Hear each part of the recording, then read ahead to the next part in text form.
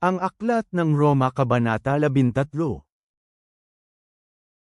Ang bawat kaluluwa ay maging masunurin sa mga matataas na kapangyarihan, dahil walang kapangyarihan na hindi nanggagaling sa Diyos. At ang mga may kapangyarihang umiiral ay itinalaga ng Diyos. Sa makatuwid ang lumalaban sa kapangyarihang iyon ay sumasalungat sa mga utos ng Diyos, at ang mga sumasalungat dito ay makakatanggap ng kahatulan sa kanilang mga sarili. Sapagkat ang mga namumuno ay hindi kilabot sa mga mabubuting gawain, kundi sa mga mas asama gawain. Nais mo bang hindi matakot sa may kapangyarihan? Gawin mo ang mabuti, at makatatanggap ka ng papuri dahil dito. Sapagkat siya ay isang lingkod ng Diyos para sa kabutihan. Ngunit kung gumagawa ka ng masama, matakot ka. Sapagkat hindi niya daladala ang espada ng walang dahilan. Sapagkat siya ay isang lingkod ng Diyos, isang tagapaghiganti ng puot sa mga gumagawa ng masama. Sa makatuwid dapat kayong sumunod, hindi lang dahil sa matinding puot, ngunit dahil din sa konsensya. Dahil dito nagbabayad din kayo ng mga buwis. Sapagkat ang mga may kapangyarihan ay mga lingkod ng Diyos na patuloy na nangangasiwa nito.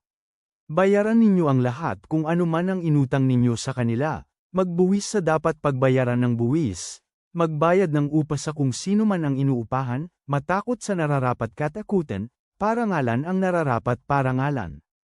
Huwag kayong magkautang ng anuman sa kanino man, maliban sa pagmamahal sa isa't isa. Sapagkat ang sinumang nagmamahal sa kanyang kapwa ay tumutupad sa kautusan. Sapagkat, hindi ka mangangalunya, hindi ka papatay, hindi ka magnanakaw, hindi ka mag-iimbot, at kung may iba ring kautusan, pinagsama-sama ito sa pangugusap na ito, mamahalin mo ang iyong kapwa tulad ng iyong sarili. Ang pag-ibig ay hindi gumagawa ng masama sa kanyang kapwa. Kaya, pag-ibig ang katuparan ng kautusan. Dahil dito, nalalaman niyo ang oras, na ito na ang oras upang kayo ay magising mula sa inyong pagkakatulog. Sapagkat ngayon, ang ating kaligtasan ay mas malapit na kaysa noong una tayong nanampalataya. Palipa na ang gabi at malapit ng mag-umaga. Kaya iisantabi natin ang mga gawa ng kadiliman, at ating isuot ang baluti ng liwanag.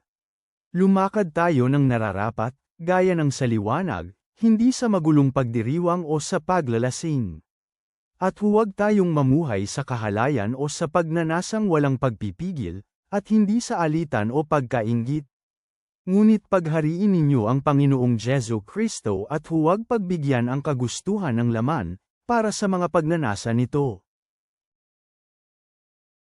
Ama naming nasa langit, kami ay lumalapit sa iyo upang humingi ng karunungan habang kami ay namumuhay sa aming mga tungkulin sa lipunan. Tulungan mo kaming igalang ang mga nasa awtoridad, na kinikilala na ang lahat ng kapangyarihan ay nagmula sa iyo. Naway mamuhay kami sa pag-ibig at paggalang sa aming kapwa, na nagpapakita ng liwanag ni Kristo sa aming mga gawa. Bigyan mo kami ng lakas upang tuparin ang aming mga responsibilidad ng may katapatan at biyaya.